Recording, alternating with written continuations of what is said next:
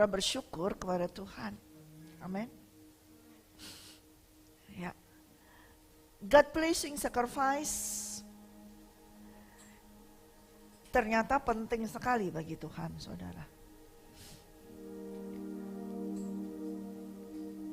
Ketika memang mungkin kalau ada orang mendengar tentang seorang hamba Tuhan atau firman Tuhan disampaikan, kalau bicara tentang korban persembahan, itu kayaknya nggak enak didengar. Kemudian orang juga nggak suka mendengarkannya, ya. Dan pikiran mereka langsung berbicaranya dalam pikiran hati, dan mereka berkata uang lagi, persembahan lagi. Ya. Manusia seringkali ketika mendengar firman Tuhan tentang hal ini, langsung di dalam pikirannya adalah menghitung uang. Langsung dalam pikirannya adalah, oh ini pendeta ini, hamba Tuhan ini mau mencari dana, meminta uang. Dengan menyampaikan firman Tuhan tersebut, langsung akan berpikiran seperti itu. Saudara yang kekasih dalam Kristus Yesus, tidak demikian dengan saya hari ini. Saudara yang di rumah kalau mendengarkan, siapapun yang kalau mendengarkan live streaming ini, saya tidak menyampaikan atas dari manusia, tapi kebenaran firman Tuhan yang akan saya sampaikan. God pleasing sacrifice selalu berbicara tentang korban. Korban yang menyenangkan hati Tuhan. Korban berarti sesuatu yang dipersembahkan, yang dikorbankan. Ya. Kalau korban itu berarti ada sesuatu yang disembelih. Harus ada yang terluka, bahkan mati. Itu korban. Ya. Suatu korban persembahan, korban bakaran atau korban sembelihan, itu sangat penting bagi Tuhan. Kalau tidak penting, tidak mungkin Tuhan itu mencatatnya, menuliskannya di Alkitab. Kalau hal itu adalah untuk kepentingan manusia, gak perlu ditulis. Tapi segala sesuatu yang ada di dalam Alkitab kita, nomor satu adalah untuk kepentingan Tuhan. Saudara, kita sudah membacanya, dan saya akan tetap terus mengajak saudara untuk membacanya. Walaupun ayat ini sudah dibaca berkali-kali, ada sesuatu terus akan terjadi, sesuatu yang baru kalau kita mau gali selalu ada yang baru. Coba kita buka lagi dalam Kejadian 4. Kejadian 4 ayat 3. Kejadian 4 ayat 3. Setelah beberapa waktu lamanya, tidak tertulis berapa waktu lamanya. Tapi kalau istilah tulisan di sini setelah beberapa waktu lamanya, pasti saya percaya itu cukup lama juga. Ya. Bukan hitungan hari atau jam, tidak. Tapi hitungannya juga sudah tahun. Ya. Maka Kain mempersembahkan sebagian dari hasil tanah itu kepada Tuhan sebagai korban persembahan. Ya. Kain ini anaknya Adam dan Hawa. Yang pertama. Ya. Maka Kain mempersembahkan sebagian dari hasil tanah itu kepada Tuhan. Jelas. Langsung berarti Kain sudah tahu Tuhan. Ya. Betul kan? Mempersembahkan kepada Tuhan sebagai korban persembahan. Kemudian Habel juga mempersembahkan korban persembahan dari anak sulung kambing dombanya, yakni lemak-lemaknya. Maka Tuhan mengindahkan Habel dan korban persembahannya itu. Tetapi Kain dan korban persembahannya tidak diindahkannya. Lalu hati Kain menjadi sangat panas dan mukanya muram. Sampai di situ dulu. Jadi pada waktu itu manusia tidak banyak. Baru Adam, Hawa, Kain, Habil. Ya. Walaupun tertulis sekian lamanya, ada tahunan sudah. Ya, karena waktu di sini tertulis kalau ada seseorang yang bisa mempersembahkan korban, Kain dan Habil bukan anak-anak, bukan seusia 5 tahun. Kain dan Habil bukan. Berarti dia, apalagi dia sudah menghasilkan, sudah bekerja. Berarti mereka adalah orang yang sudah dewasa. Ya, sudah dewasa, bukan anak-anak lagi. Berarti waktunya lama. Dari mereka lahir terus berkembang sampai suatu masa, tidak tahu kapan, kenapa, tiba-tiba ya, mereka ini mempersembahkan korban kepada Tuhan. Bukan kepada dewa yang lain, bukan kepada patung-patung atau pohon, tapi kepada Tuhan. Jelas Kain mempersembahkan korban kepada Tuhan, tetapi hanya sebagian dari hasil tanahnya. Saat yang sama juga Habil mempersembahkan korban dari anak sulung kambing dombanya dan beserta lemak-lemaknya.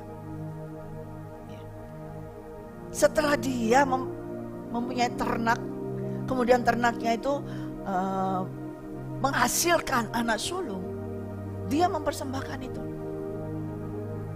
Saudara, kalau kita melihat sebelum dari pasal 4 ini, manusia pertama Adam dan Hawa tidak tertulis mereka mempersembahkan korban. Tidak ada. Hanya Kain dan Habil yang tertulis di sini. Lalu kita lihat di sini korban dari kedua orang ini, kedua anak ini, ada yang diindahkan oleh Tuhan, ada yang berkenan kepada Tuhan, tapi ada juga yang tidak berkenan. Yang tidak berkenan adalah miliknya siapa? Kain. Tetapi yang korban yang dari Habil itu diindahkan oleh Tuhan. Pada saat itu saya pernah menyampaikan di dalam Bible study, ketika manusia jatuh dalam dosa, mereka roh Allah ini kembali ke surga. Yang kudus, pemerintah daripada kerajaan surga itu kembali ke surga. Dan mereka dikuasai oleh roh iblis, dan mereka dengan roh manusia yang menjadi jiwa, yang dimana di dalam tubuh mereka ada 2 benih, benih baik dan benih jahat. Jadi mereka hidup berdasarkan apa yang menurut mereka baik mereka lakukan. Tapi suatu saat bila ada hal yang jahat, mereka juga bisa berbuat jahat. Mereka hidup seperti itu terus. Kalau kedua anak ini tiba-tiba bisa mempersembahkan korban kepada Tuhan, pasti Tuhan itu sudah turun dan berbicara kepada mereka.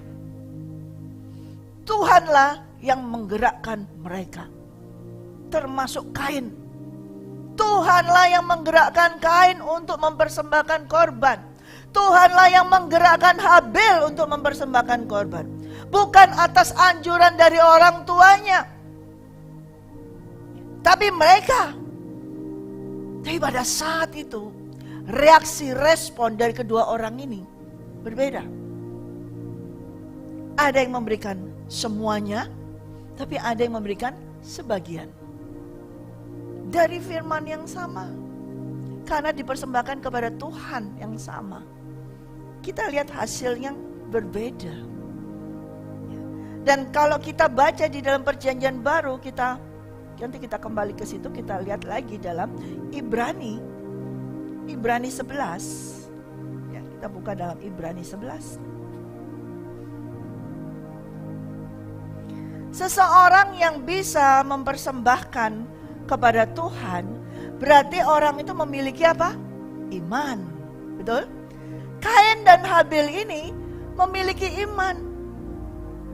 Jelas nanti kita baca, Kain mempersembahkan korban kepada siapa? Tuhan. Nah, Berarti Kain juga percaya kepada Tuhan, memiliki iman kepada Tuhan. Ibrani 11 ayat 1. Iman adalah dasar dari segala sesuatu yang kita harapkan dan bukti dari segala sesuatu yang tidak kita lihat. Nah, mereka berdua tidak bisa melihat Tuhan. Tidak kelihatan Tuhannya. Tidak bisa mereka lihat Tuhan. Tapi mereka mempersembahkan korban ini kepada Tuhan. Karena mereka menerima iman dari Tuhan Allah Bapa diberikan kepada Kain dan Habil. Menjadi dasar dari segala sesuatu yang diharapkan. Bukti dari segala sesuatu yang tidak mereka lihat, bahwa mereka mempersembahkan kepada Tuhan. Buktinya ini, korban ini. Sebab oleh imanlah telah diberikan kesaksian kepada nenek moyang kita. Karena iman kita mengerti bahwa alam semesta telah dijadikan oleh firman Allah. Sehingga apa yang kita lihat telah terjadi dari apa yang tidak dapat kita lihat. Karena iman, Habil telah mempersembahkan kepada Allah korban yang lebih baik daripada korban Kain. Dengan jalan itu ia memperoleh kesaksian kepadanya bahwa ia benar, karena Allah berkenan akan persembahannya itu, dan karena iman ia masih berbicara sesudah ia mati. Dari kitab Kejadian pasal 4. Kemudian perjalanan, peristiwa demi peristiwa, momen demi momen, sampai di perjanjian baru di dalam kitab Ibrani yang pasal ke-11. Ini seperti kayak tulisan kalau dulu saya di sekolah nih. Saya tahu sekarang saudara apa masih ada ya. Dulu saya suka sekali, saya yang mengelola adalah mading, majalah dinding. Ya, sudah nggak ada ya. Nah, itu saya dulu yang mengelolanya. Jadi di situ itu tertulis semua apa isinya, kegiatan daripada anak-anak itu semua sekolah itu tertulis di situ. Yang juara apa, yang menang apa, tulis semua di situ, tertulis semua di situ. Nah, di dalam Ibrani 11 ini kayak mading. Semua tertulis Hall of Fame atau Hall of Faith. Jadi orang-orang yang memiliki iman itu tercatat semua di situ. Ya. Jadi kalau biasanya di mading itu kita paling suka kadang-kadang ada pengumuman gitu, siapa nih yang menang apa, langsung begitu istirahat langsung orang tuh anak-anak pada lari ke situ pengen tahu siapa nih yang menang, siapa nih yang menang. Itu zaman saya. Sekarang sudah enggak lagi Mas ya. Ketahuan ya usianya ya. Ya. Nah, demikian juga kalau saudara, Bapak Ibu, saudara semua yang di rumah juga membaca Ibrani 11, di situ akan melihat ranking pertama orang yang beriman siapa? Nomor 1 tercatat, kedua, ketiga terus. Nah, nomor 1 yang tercatat di sini orang yang beriman siapa namanya? Habil. Hidupnya Habil berapa lama? Nggak tahu, nggak lama. Tapi dia tercatat nomor 1 orang yang beriman. Bahkan nomor 1 sebelum Henok yang diangkat Tuhan.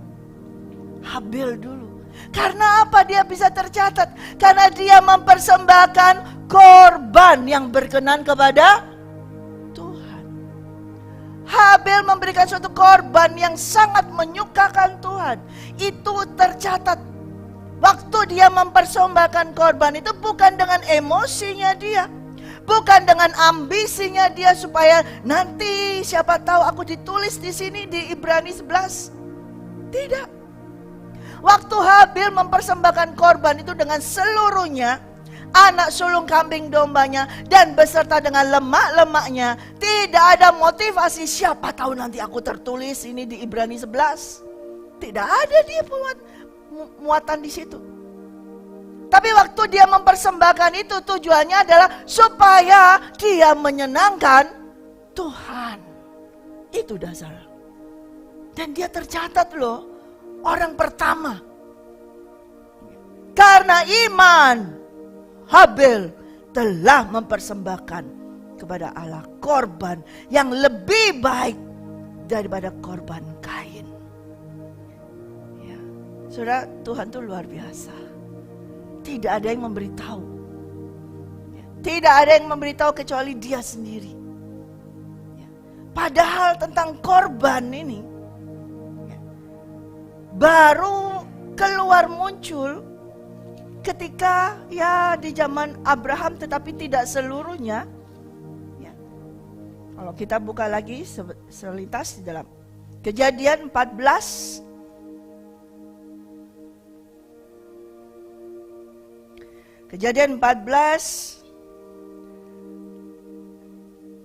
ayat 19.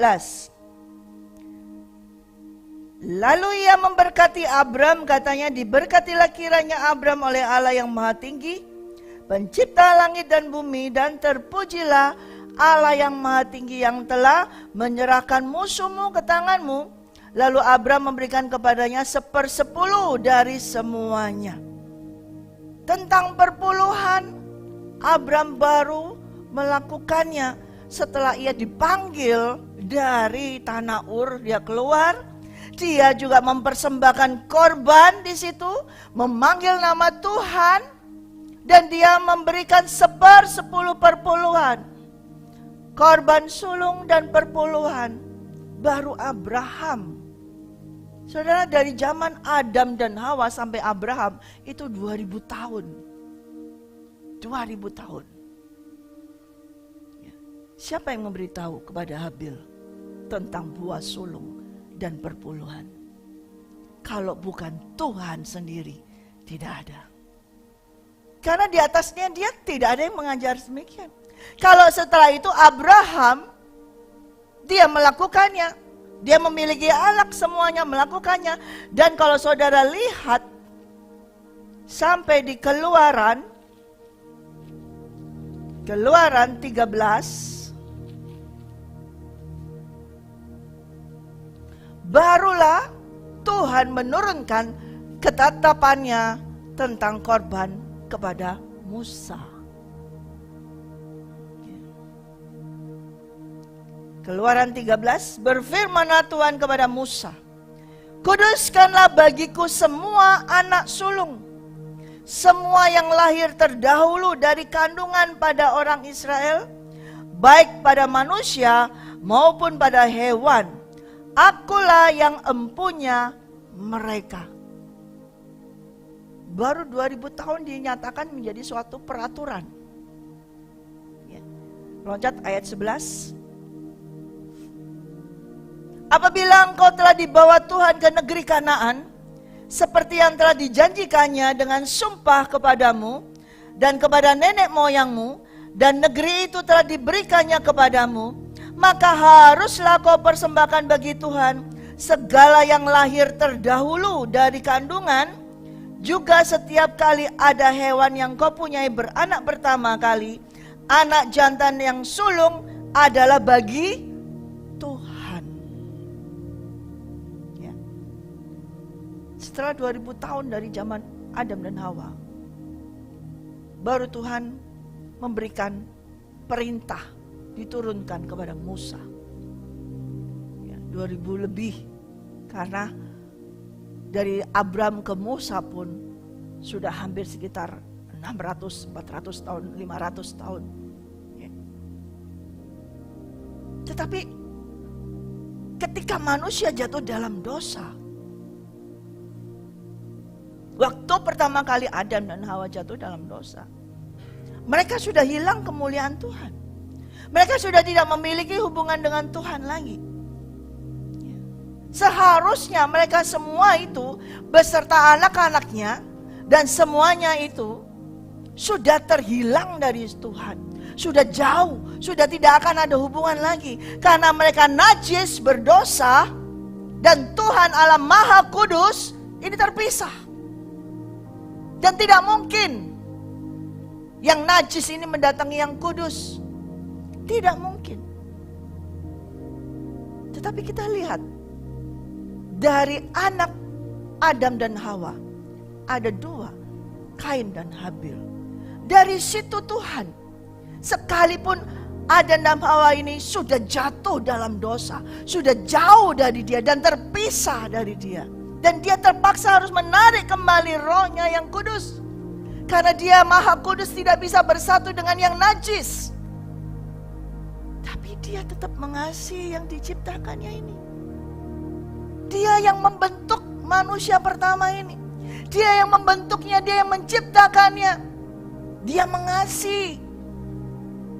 Dan Dia memberikan benih iman itu kepada anak daripada Adam dan Hawa. Untuk kembali apa? Adanya suatu jalinan, hubungan kembali terjalin kembali. Tidak ada yang mengajarkan, tidak ada Bible study pada saat itu. Belum ada sekolah teologi pada saat itu. Tidak ada. Langsung Allah itu sendiri menurunkan imannya kepada Kain dan Habil. Untuk bertindak, untuk beraction, mempersembahkan korban. Sama-sama gerakan. Berkorban, memberikan korban kepada Tuhan. Tapi yang dikorbankan berbeda. Kain mempersembahkan sebagian dari hasil tanahnya, sedangkan Habil mempersembahkan yang kudus ini. Tadi kita baca di Keluaran 13. Segala sesuatu yang sulung itu adalah kudus bagi Tuhan. Nah, Habil bisa tahu kalau anak sulung kambing dombanya itulah yang kudus, yang harus dia persembahkan kepada Tuhan. Dari mana taunya? From iman, faith.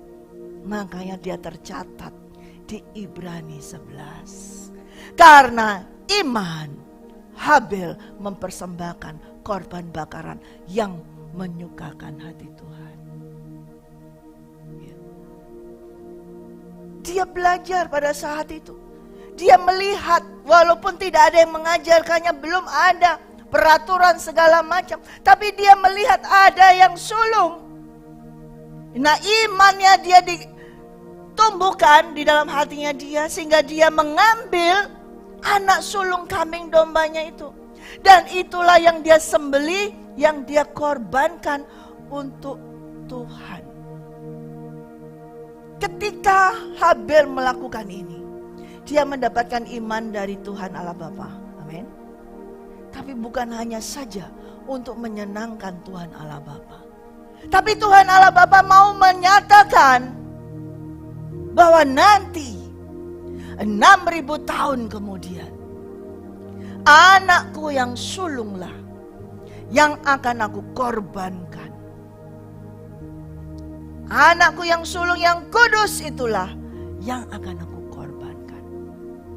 Habil ketika dia mendapatkan iman itu, makanya dia tercatat di Ibrani katakan, sekalipun dia mati, tapi dia masih bisa berbicara. Berbicara apa saudara? Masa cuma darah terus bisa dikatakan menjerit, tolong aku Tuhan, tolong aku, gitu kah bicaranya? Tidak. Itu cerita-cerita horor itu kalau begitu. Ya. Tolong, begitu itu horor. Tidak. Bicara apa Habil? Dia Ibrani 11 ayat 4 itu. Dia berbicara apa? Sudah mati dia masih darahnya bisa berbicara. Bicara apa? Bicara tentang apa? Ke depan, masa depan. 6.000 tahun kemudian ada apa? Salvation, ada keselamatan yang akan dikorbankan, diturunkan dari Tuhan Allah Bapa. Ketika dia mengorbankan anak sulung, dia diindahkan Tuhan. Tetapi saudaranya tidak mengindahkan. Saudaranya malah membunuhnya. Dan darah itu, kembali lagi bicara tentang darah. Waktu Tuhan menutupi manusia dengan kulit binatang, juga ada darah yang keluar, yang turun masuk ke tanah. Demikian juga ketika Habil mengorbankan anak sulungnya, itu ada darah yang keluar. Bicara darah lagi. Dan kemudian itu diindahkan, Tuhan suka. Tapi Habil dibunuh, darah lagi yang keluar. Darah Habel berbicara bukan tolong aku Tuhan, tolong kasihani, tidak. Berbicara tentang apa? Masa depan. Ada keselamatan bagi umat manusia di masa depan. Kalau engkau menerima iman percaya dari Tuhan. Dan kalau engkau mempersembahkan korban yang menyenangkan Tuhan. Bicaranya di situ. Tetapi Kain bicaranya apa? Marah, murka, benci. Bicaranya yang jahat, yang jelek, yang berasal dari siapa? Iblis. Tetapi Habel, mulutnya tidak bisa berbicara lagi. Tapi pengorbanan yang dia korbankan dan pengorbanan dirinya itu berbicara tentang keselamatan yang akan datang. Amin. Makanya dari awal Tuhan sudah tentukan, kalau mau menyenangkan Tuhan harus dengan korban. Tidak bisa lagi. Harus ada korban, harus ada darah yang keluar, saudara. Itu harus. Dan itu yang menyenangkan bagi Tuhan. Tanpa darah tidak ada korban yang menyenangkan bagi Tuhan. Bayangin dari Adam dan Hawa ke Abraham 2000 tahun. Sampai zaman Musa baru keluar itu perintah Tuhan. Keluaran 13 tadi, bahwa mulai saat itu dikatakan kuduskan. Segala sesuatu yang sulung adalah milik Tuhan. Nah, baru dari situ Musa memberikan peraturan kepada umat Israel bahwa mereka semua harus memberikan apa? Korban sulung, persembahan sulung, buah sulung, segala sesuatu yang nomor satu sulung itu miliknya Tuhan. Itu kudus, itu harus dipersembahkan kepada Tuhan. Di dalam kehidupan kita, saudara, kalau kita mau beribadah kepada Tuhan, harus dengan korban. Tanpa korban, kita tidak ada ibadah kepada Tuhan. Dan korban itu bukan korban waktu, saudara. Ini seringkali hamba Tuhan gak berani bicara tentang ini dengan jelas. Mereka putar-putar klise. Waktu itu sudah korban. Nomor satu yang dikorbankan adalah hatimu, hidupmu. Nomor dua adalah apa yang ada padamu, apa yang kau hasilkan. Kain menghasilkan dari tanah, Habel menghasilkan ternak. Nah, dari hasil itu harus dipersembahkan kepada Tuhan. Sekarang apa yang kita kerjakan, yang kita hasilkan, uang, itu harus menjadi korban bagi Tuhan. Harus ada korban bakaran di hadapan Tuhan. Ya, kalau sampai sekarang ada pendeta yang berkata gak perlu persembahan perpuluhan, itu salah besar. Gak perlu memberikan korban, itu salah besar. Karena dari awal, dari kejadian, Tuhan sudah mengajarkan, pasal 4 sudah mengajar tentang apa? Perpuluhan dan buah sulung. Itu harus. Dan itu menyukakan Tuhan. Yang dilakukan Habel adalah dia memberikan persembahan buah sulung dan perpuluhan. Dan persembahan semuanya, artinya dia mempersembahkan itu whole, utuh. Semuanya tidak diambil untuk dia. Berbeda dengan Kain. Mungkin itemnya banyak yang dia korbankan, yang dia bawa persembahkan. Tetapi dari per item itu dikurangi, tidak seluruh hasilnya yang diberikan. Sebagian. Banyak hasil tanahnya Kain, banyak itemnya. Tapi setiap item itu cuma sebagian. Sebagiannya lagi ada di gudangnya, sebagian lagi ada di lumbungnya, sebagian lagi ada di banknya. Oh, nggak ada bank waktu itu.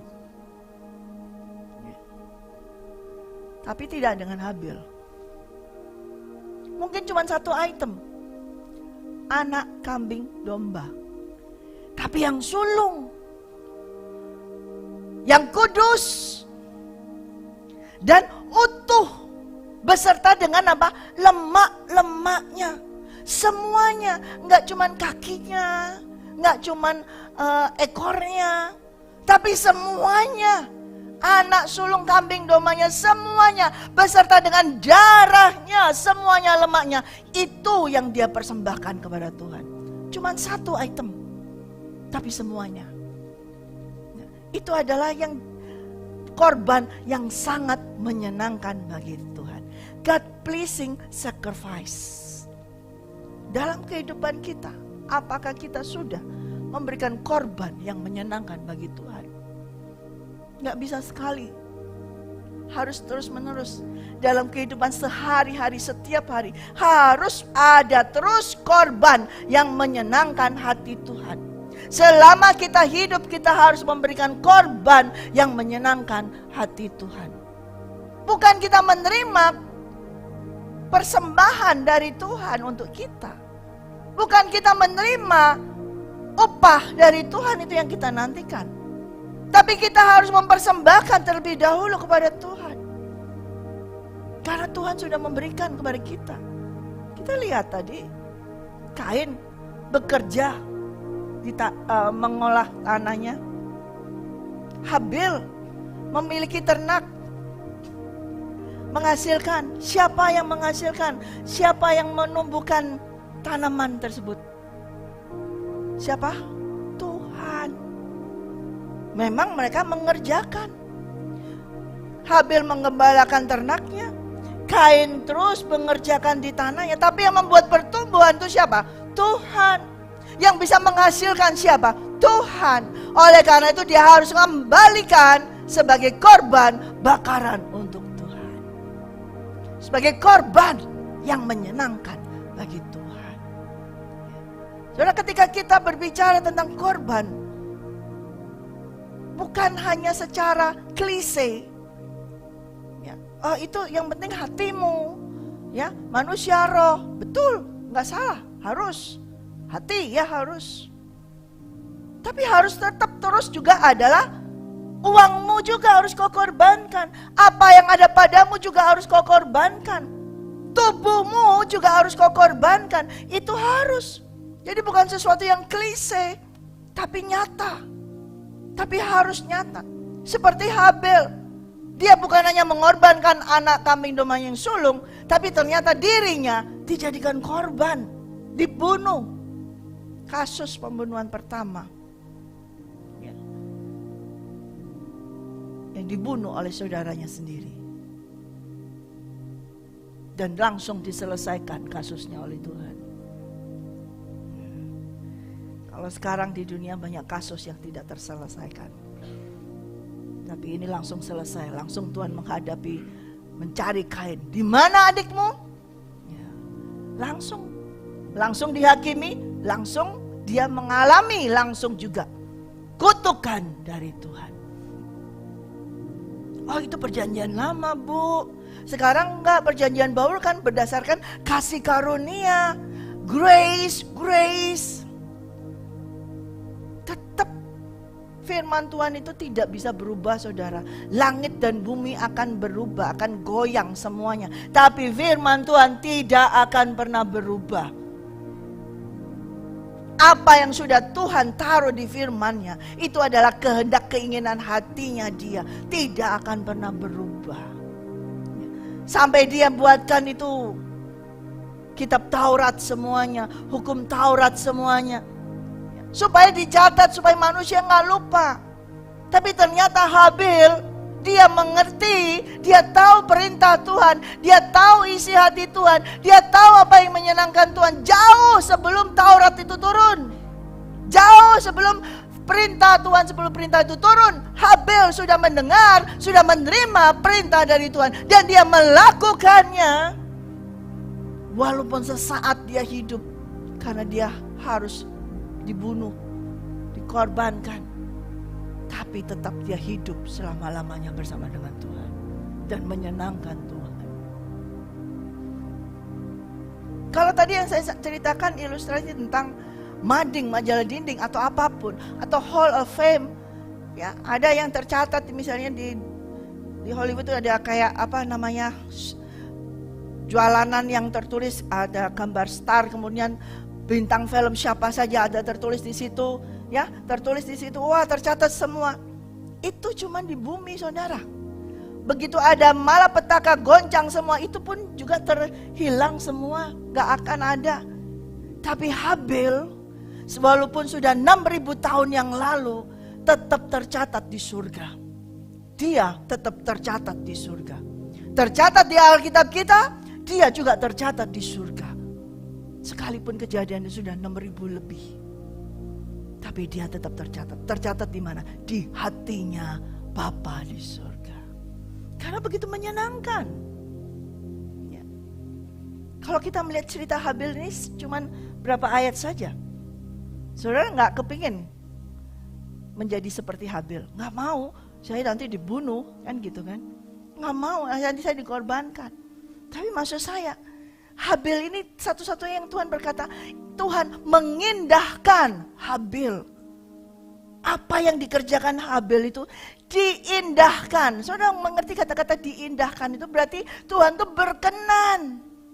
Dan itu tercatat di dalam hatinya dia. Langsung nusuk masuk dalam hatinya dia. Gak bisa lepas. Kalau sesuatu yang sudah masuk dalam hatinya Tuhan gak akan bisa lepas. Tidak akan ada yang bisa ngambil lagi. Tidak juga iblis. Kalau sudah masuk di hati Tuhan, gak akan ada yang bisa ngambil. Saudara gak mau masuk di hatinya Bapak? Mau gak? Berikan korban yang menyenangkan baginya. Berikan korban yang mengindahkan, yang diindahkan oleh dia, yang menyukakan hatinya. Berikan korban yang terbaik, yang kudus, yang tak bercacat dan tak bercelah.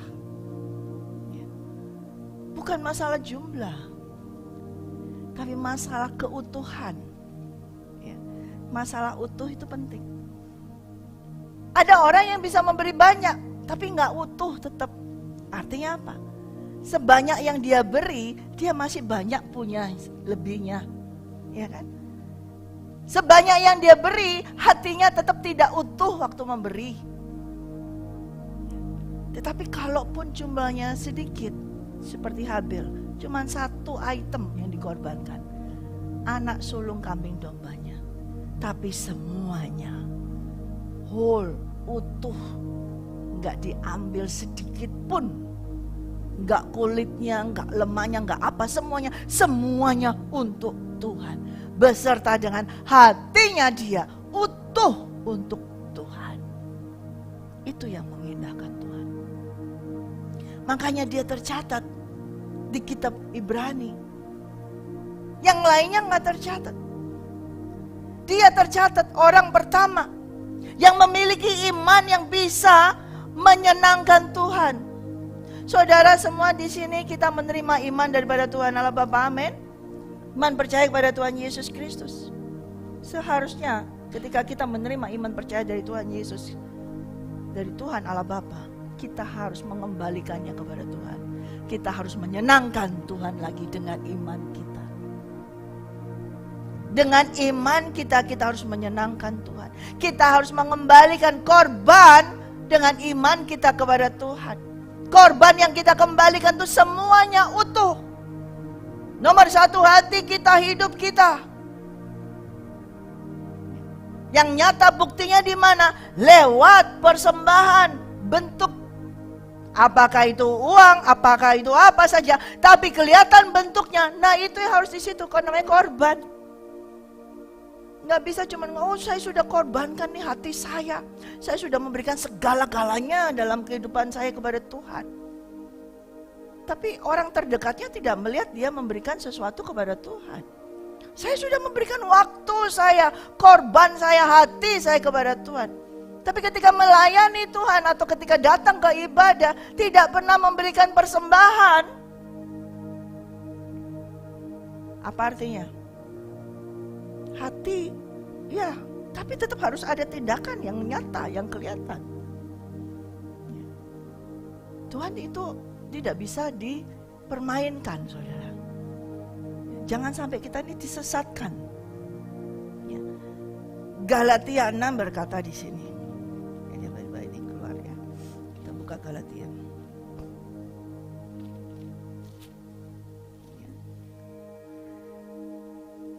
Galatia 6 ayat 7. Jangan sesat. Nih. Karena banyak orang yang sesat akhir zaman nih saudara. Saudara jangan ikut sesat. Allah tidak membiarkan dirinya dipermainkan. Karena apa yang ditabur orang itu juga yang akan dituainya. Sebab barang siapa menabur dalam dagingnya, ia akan menuai kebinasaan dari dagingnya. Tetapi barang siapa menabur dalam roh, ia akan menuai hidup yang kekal oleh dari roh itu. Janganlah kita jemu-jemu berbuat baik, karena apabila sudah datang waktunya, kita akan menuai jika kita tidak menjadi lemah. Karena itu, selama masih ada kesempatan bagi kita semua, marilah kita berbuat baik dengan semua orang, tetapi terutama kepada kawan-kawan kita seiman. Jangan sesat, saudara. Sekarang banyak muncul pendeta-pendeta sesat, hamba-hamba Tuhan sesat, yang berkata tidak perlu perpuluhan. Itu sesat. Dan itu tidak benar di dalam Alkitab. Dari Kejadian pun tetap sudah ada. Dan sampai perjanjian lama, perjanjian baru pun tetap ada itu perpuluhan, persembahan, korban sulung, buah sulung itu tetap ada. Itu ketika kau mempersembahkan perpuluhan, buah sulung, memang kepada rumah Tuhan, kepada hamba Tuhan, rumah Tuhan yang sudah Tuhan tentukan. Tapi ketika engkau mempersembahkan itu kepada Tuhan, ya, itu urusan nama Tuhan. Jangan disesatkan dengan itu kamu menyenangkan manusia, itu kamu membuat pendeta itu jadi kaya, itu membuat orang hamba gembala sidangnya itu jadi kaya. Itu salah, itu sesat, itu pengajaran yang sesat. Ketika kita memberikan korban persembahan kepada Tuhan, perpuluhan, buah sulung, korban bakaran, itu kepada Tuhan. Dan itu miliknya Tuhan. Sekalipun harus diterima oleh gereja kah, menara doa kah, hamba Tuhan kah, tapi itu adalah miliknya Tuhan. Kalau ada hamba Tuhan yang tidak benar, itu bukan urusanmu. Biar itu urusannya hamba Tuhan itu dengan Tuhan. Tapi yang kau persembahkan itu adalah untuk Tuhan. Sama seperti tadi kita baca, Kain mempersembahkan kepada Tuhan. Semuanya untuk Tuhan. Hati-hati. Kalau engkau menyesatkan orang, engkau sendiri akan menabur dalam kedagingan, engkau akan menuai dalam kematian, kedagingan. Ya. Kalau engkau menabur dalam roh, maka engkau akan menuai apa? Kehidupan kekal dalam roh. Ya. Waktu Kain melihat Habil menabur, memberikan persembahan kepada Tuhan di dalam rohnya, dengan iman, Kain merasa marah karena dia menabur dalam daging. Waktu dia mempersembahkan itu dengan ambisinya, dengan kedagingannya, dia mau mengalahkan adiknya, dia mau menjadi orang yang terkenal. Ada muatan kedagingan di dalam Kain, maka dia menuai kematian di dalam kedagingannya. Tuhan tidak bisa dipermainkan. Dalam hal God pleasing sacrifice, itu betul-betul miliknya Tuhan. Segala yang kudus, yang sulung adalah milik Tuhan. 1/10 perpuluhan itu milik Tuhan. Jangan sampai engkau mau disesatkan, saudara. Ya. Kalau dengar berita seperti itu, kembalilah ke Alkitab. Kembali ke firman Tuhan, baca lagi firman Tuhan, berdoa, bertanya lagi kepada Roh Kudus. Dia akan mengajarkan kepadamu, dia akan mengajarkan kebenaran firman Tuhan kepadamu. Dan itu ketika kita melakukan dengan benar, itu membuat kita apa? Menyenangkan Tuhan, ini nomor satunya. Nomor satu itu menyenangkan Tuhan. Kapan saudara kita ini bisa menyenangkan Tuhan? Kalau menyenangkan teman, orang tua bisa ketahuan. Ya, gak usah sukar-sukar, kasih sesuatu coklat aja gitu, sudah senang. Misalnya seperti itu, kasih suatu makanan aja, orang sudah senang. Tapi senangnya kapan? Cuman sehari itu doang. Tapi ketika kita memberikan kepada Tuhan dengan sepenuh hati kita, dengan seluruh yang kita punya, Tuhan itu disukakan kekal selama-lamanya, saudara. Dan itu menyenangkan Tuhan. Jadi kalau kita mau memberikan yang terbaik kepada Tuhan, yes, harus di dalam roh, yaitu ketika engkau memberikan dengan iman seperti Habil. Dengan iman ia mempersembahkan, jangan dengan emosi, jangan dengan gengsi. Oh itu ngasih segitu, saya juga harus ngasih lebih. Oh ini ngasih segini, harus ngasih lebih. Saingan, persaingan, ya, supaya kelihatan saya lebih. Itu namanya gengsi. Ya. Tapi kita harus apa? Memberikan kepada Tuhan dengan iman percaya. Dan iman yang sudah ada di dalam kita, Roh Allah, Roh Kudus yang dalam kita, itu yang akan menuntun kita, menggerakkan kita, sehingga ia tahu mana yang harus kita berikan kepada Tuhan. Yang terbaik, yang kudus, itu milik Tuhan. Amin. Dan itu yang terpenting adalah menyukakan Dia. Jangan sampai kita mau dibodohi oleh iblis dengan suara-suara, dikasih tahu. Ya dikasih tahu iblis gini, oh jangan, ngapain nabur, ngapain, nggak usah, itu mah sudah kaya, gerejanya sudah kaya, pendetanya sudah kaya, oh itu pendetanya sudah ini, nggak perlu. Itu salah besar, tidak benar, tidak ada dalam firman Tuhan. Jangan mau disesatkan, tapi malah justru jangan jemu-jemu kita berbuat baik, karena kalau sudah datang waktunya kita akan menuai kalau kita tidak jadi lemah. Kalau kita disesatkan, kita jadi lemah, kita tidak akan bisa menuai. Jadi saudara harus tetap terus memberikan korban kepada Tuhan. Korban yang menyukakan Dia, yang sangat menyukakan Dia. Ya. Coba kita kembali lihat di Kejadian. Kejadian 4. Apa yang dilakukan Tuhan kepada Kain? Ya, ayat yang 10. Firman-Nya, apakah yang telah kau perbuat ini? Darah adikmu itu berteriak kepadaku dari tanah.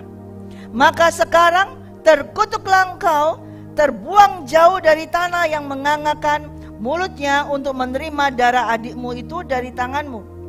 Apabila engkau mengusahakan tanah itu, maka tanah itu tidak akan memberikan hasil sepenuhnya lagi kepadamu. Engkau menjadi seorang pelarian dan pengembara di bumi.